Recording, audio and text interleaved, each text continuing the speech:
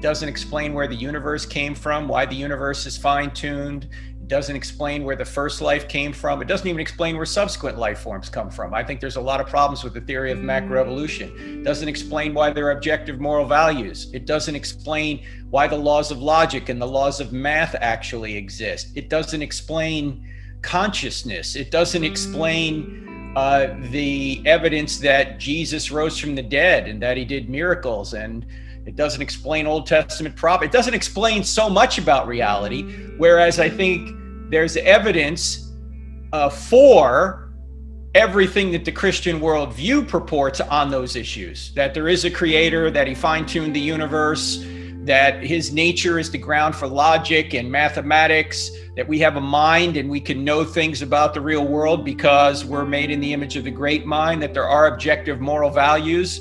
Certain things are really right and certain things are really wrong, and anything that deviates from God's nature would be considered evil.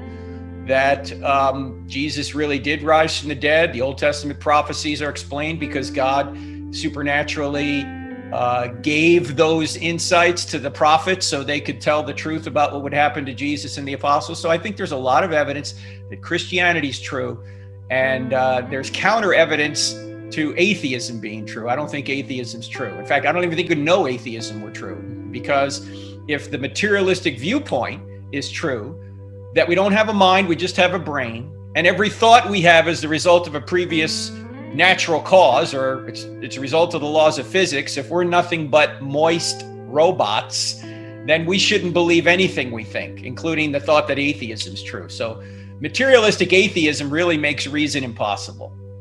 And I would say the very fact that there's evidence for anything, that the world is orderly and we can ascertain and discover truths about the real world outside of our skulls, that should tell us that this world is put together and our minds are put together by someone who's orderly, that we can get evidence and we can come to conclusions that tell you the truth about the real world, or that are the truth about the real world. That's why I think some form of theism is true, not atheism. Now, I think the right form of theism is Christianity, because I think there's evidence that Jesus rose from the dead.